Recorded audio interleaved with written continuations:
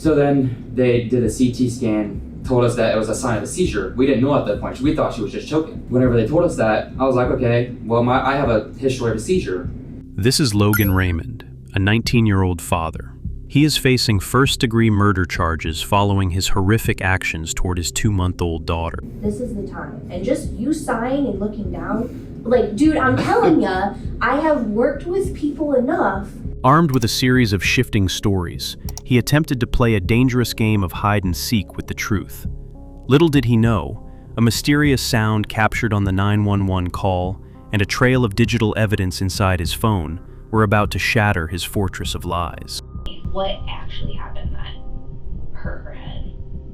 It could have been whenever I might have not thought I was being forced with her whenever I dropped her, but it might have been.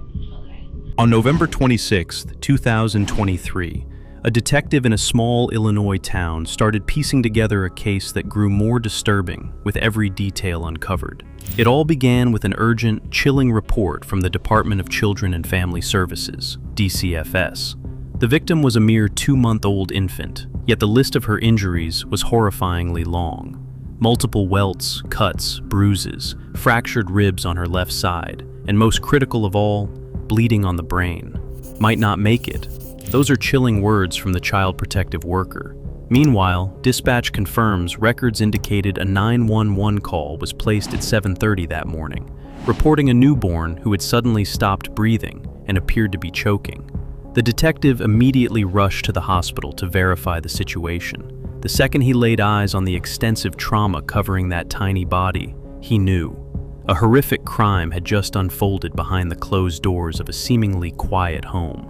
And the only person with the baby before the tragedy was her 19-year-old father, Logan Raymond. The first interview begins with a deceptively gentle tone. The detective attempts to lower Logan's guard, but watch closely as the young father begins to spin his web of lies. Hunter, Yep. you are not under arrest. Great. You're not in any trouble with me. I just want to let you know that Yeah. ahead of time. We'll just start from like yesterday. Just walk me through like what you did that day, all of that kind of stuff. Whenever the event occurred, Okay. I did her daily routine. She cried, woke up, and then obviously my daily routine is to change her and then feed her. Whenever I got done changing her, I had her just sitting, my brain's not working tonight. Her changing table is right in our gaming slash second family room. Okay. So I had her sitting there. She was in a perfect spot for me to keep an eye on her. I kept an eye on her the whole time I was making her bottle. So then whenever I got making her bottle, shook it up, took her to my room, I held her like this, filled her bottle. She got maybe a good couple of drinks in, and then she started like, so I'm like, okay, she probably needs some air, so I'm gonna let her get some air. And then she started to like keep doing it, so I'm like, okay, this is weird. So I figured she was just choking a little bit, so I patted her on her back. So then she was acting super lethargic. She wasn't responding to me. Every time she hears my voice, she's gonna respond. I figured since she's not responding to me, I'll run downstairs, and me running downstairs, I'm crying. That bump that occurred wasn't there whenever I was hearing her downstairs. And so then I'm crying, running downstairs. I woke both my mom and my stepmom up because they were both just in bed together. Okay. So then I said, Mom, Addison is not breathing properly. So I handed her and in the process of me handing her my stepmom, she was on the phone with 911. Okay. And in the process of her getting on the phone with 911, and when I was going to get my phone, my mom asked one of the EMTs that I was going to ride with. She told me I was going to ride with them.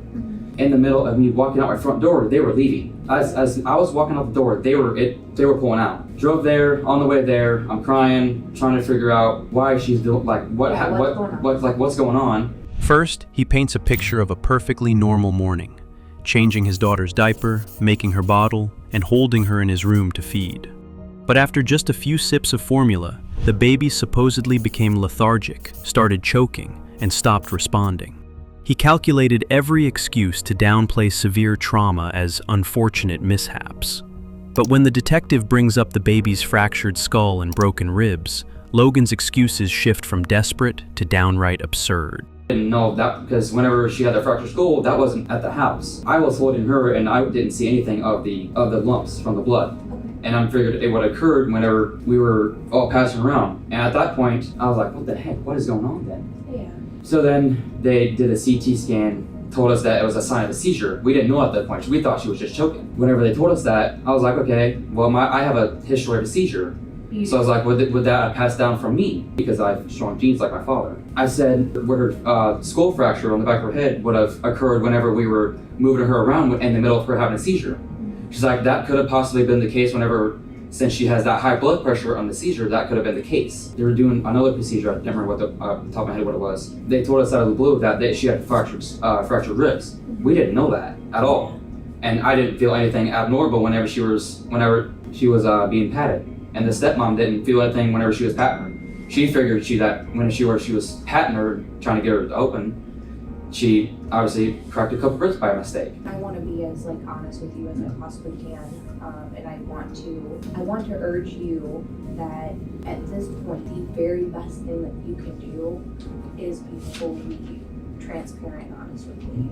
Seeing her and her injuries, it's not something that just happens. This is something that somebody either intentionally or accidentally did.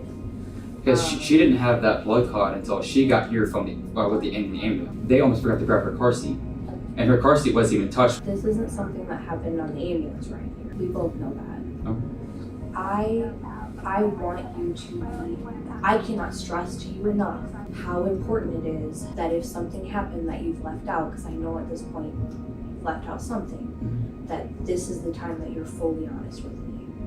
I mean, this is your baby. And I can tell that you love her just from the way that you're talking. Yeah. What happened? And don't lie to me this time. The only other thing I can think of is whenever the stepmom was flipping her around, that's whatever. No.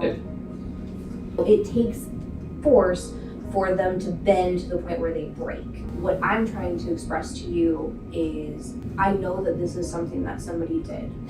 You were the only one that was interacting with her. Yeah. The only Look thing, at me. Look at me.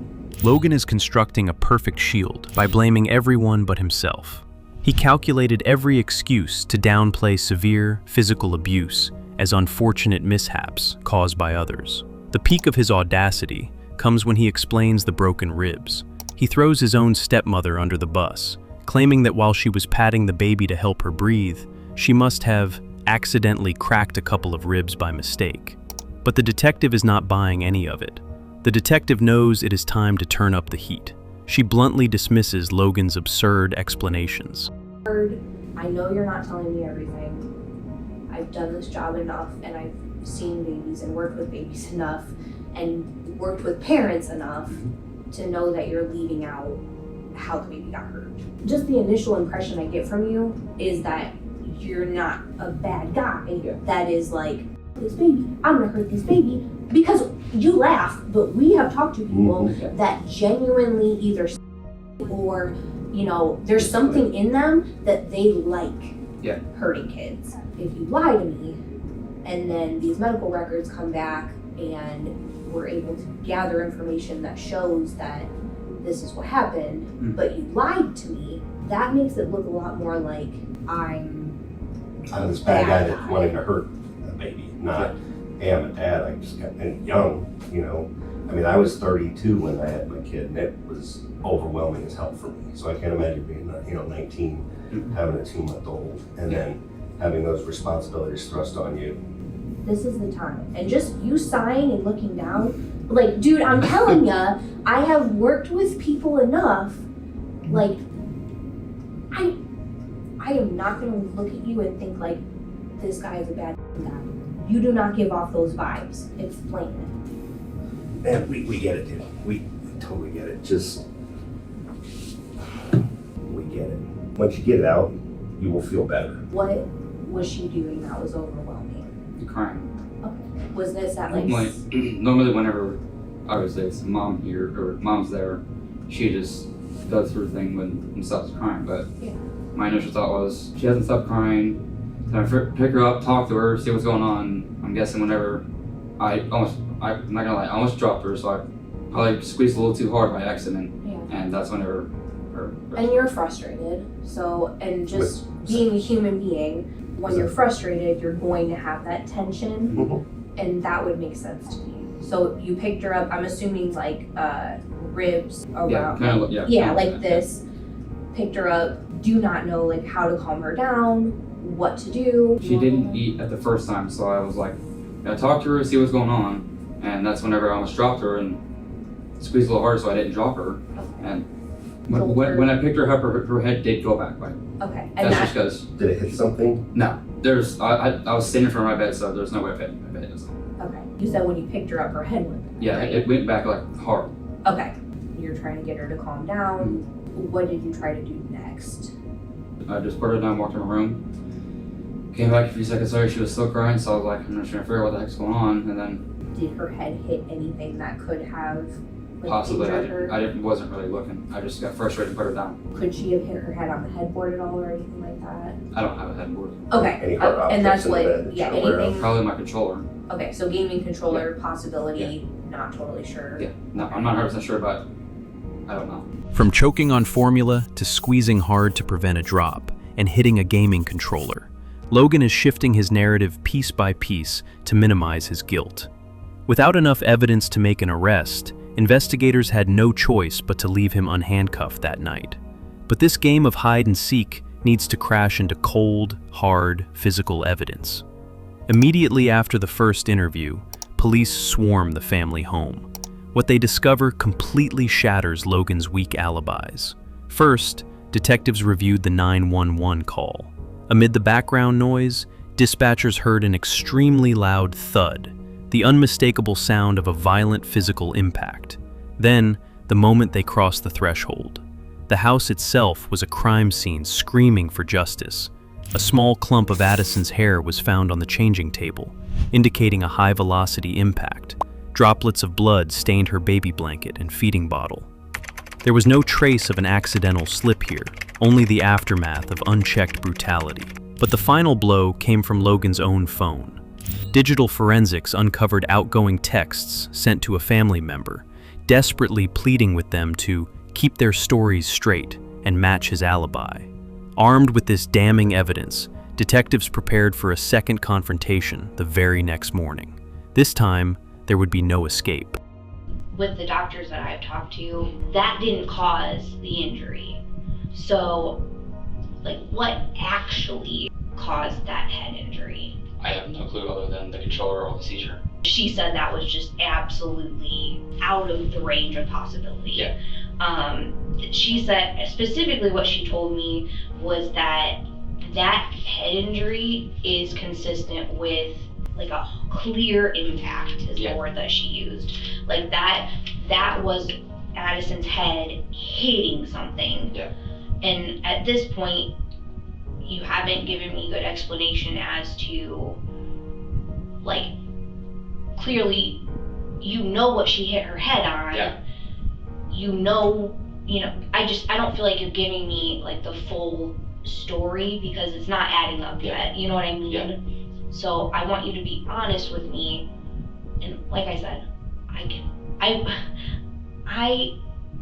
I get getting overwhelmed entirely. What happened to her head that caused that injury? And don't look away from me. I need you to tell me the actual truth. If you continue to give me only half-truths or give me bullshit, that's what extends this. Like, I want to get this wrapped up and be done with it and let you focus on your daughter, but you're not letting me do that if you're, not being straight with me. What actually happened that hurt her head? It could have been whenever I might have not thought I was being forceful with her whenever I dropped her, but I might have been. Okay. But I didn't obviously intentionally do it. Did you drop her on the floor at all? Did you? No, other than maybe walking and I hit my shoulder, and that might have been her head at the time. Okay. When I was started running down to my mom's room. Her head injury would have been before you went to go get help. I mean, that's the only thing that makes sense is that she had this catastrophic head injury, and that's what caused her to go lethargic and unresponsive. Yeah.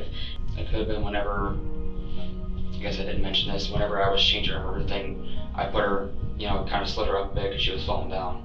I might have been whenever I sort of think I got her, I did hear a thump, and that might have been what her head hit whenever I was in the middle of changing her. Was that on the changing table then? Yes. Okay. And I'm guessing whenever I slid it up, I might have, went a little too quick or too hard and then smoked her head. using the word like smoked, Yeah. that is like what happened. Yeah. You know what I mean? I Yeah. mean, this was not just like a, like, oops. Yeah. Like, this was a, like, you know, Yeah. smack Yeah. to cause that kind of injury. Yeah. And so, like, I know that you know Yeah. when that smack happened, you know, because it would have been substantial enough for you to be like, shit. Like, Yeah. you know, to have like And, a oh and shit. I didn't moment.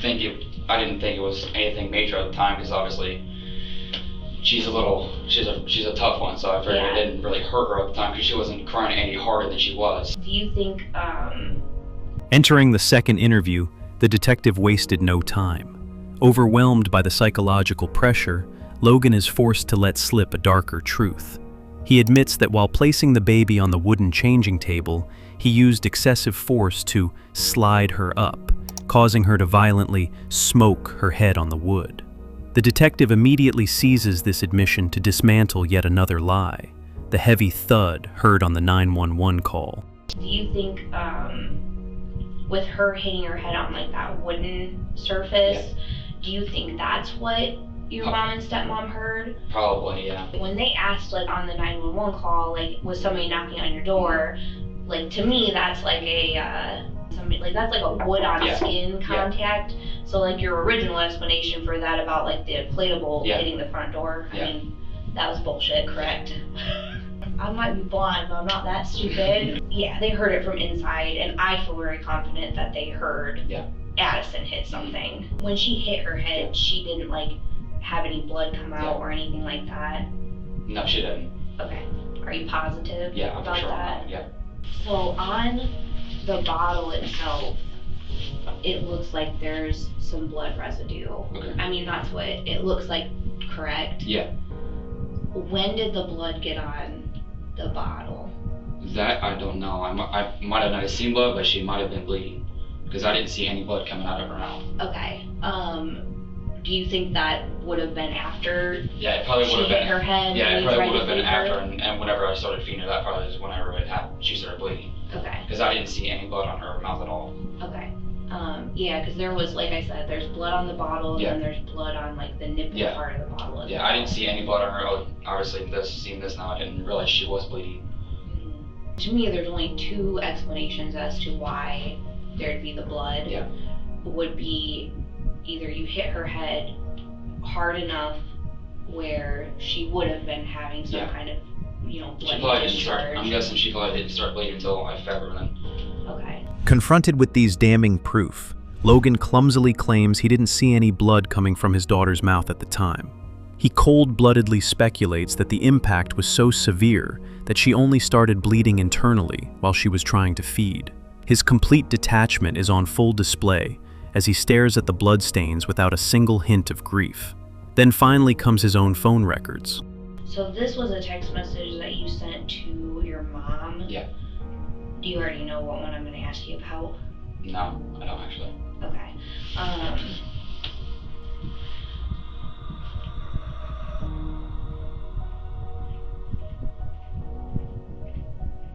I sent her that this morning, but my phone must have malfunctioned and not sent it till that time. But and more so my concern though is like, if you're telling me the truth and you are being, fully transparent with me, like, why are you having to coordinate with your mom for like what she's gonna tell you? You were asking them to basically match stories up with you. I don't know. Say, What time did it say? no, that was, It was an afternoon. I didn't pay this time. it was like right after I talked to you. Yeah. So why did you need to basically not tell her exactly what to say, but basically tell her what to say? Because I didn't tell her in the morning. I can only interpret it as like you guys trying to, make sure that your stories match up, which Yeah. can be, a concern of mine. Let me go see if Tammy's back from lunch and see if how long the probably process is gonna take. Do you need water or anything? Okay, I'll be right back. The 19-year-old killer's fortress of lies has officially collapsed. The detective stands up to check on the arrest processing, leaving Logan alone in the cold interrogation room, facing the grim reality that he has run out of places to hide. With no more cards left to play, Logan Raymond finally confessed to the full extent of his brutality. He later confessed that that morning, baby Addison's relentless crying pushed his patience past the breaking point. He was frustrated because his personal time was interrupted. In a fit of uncontrolled rage, Logan used one hand to clamp down on the infant's tiny torso, a ruthless squeeze forceful enough to snap multiple ribs. But the violence didn't stop there. He repeatedly grabbed the child, slamming her fragile head and back against a door multiple times, before forcefully throwing her down onto the bed. Every chilling admission that left Logan's mouth aligned flawlessly with every fracture on the skull and every internal trauma previously documented by the forensic doctors. Throughout the entire confession, the 19-year-old father showed zero remorse, not a single word of sorrow for the agonizing pain his daughter endured. He was frighteningly cold, as if narrating someone else's story. But for the investigators, the psychological game was officially over. They had everything required to drag this monster into the light of justice. Hands up, or stand up, put your hands behind your back.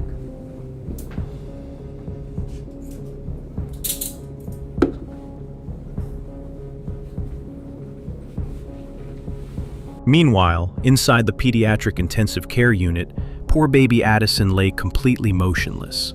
The fragile life of a 2-month-old was now being artificially sustained, kept alive only by the cold, mechanical beeps of life support machines. Doctors delivered the grimmest verdict: there was zero brain activity. The medical chart was a catalog of horrors: a fractured skull, shattered ribs, and a brain severely swollen and bleeding. Final verdict. That very night, baby Addison succumbed to her injuries. Her passing upgraded the child abuse charges to first-degree murder. Logan Raymond was indicted on 3 counts of first-degree murder and 5 counts of aggravated battery to a child. The judge denied pre-trial release, ruling him a present danger to society. Nearly a year later, on September 16, 2024, Logan entered a guilty plea to avoid a lifetime behind bars. He was sentenced to 70 years in prison, with parole eligibility only after serving a minimum of 20 years. 70 years in prison for a few minutes of lost control. But the heaviest price wasn't paid by the monster behind bars. It was paid by an innocent 2-month-old baby whose entire future was violently stolen. Let us know your thoughts on this sentence in the comments below.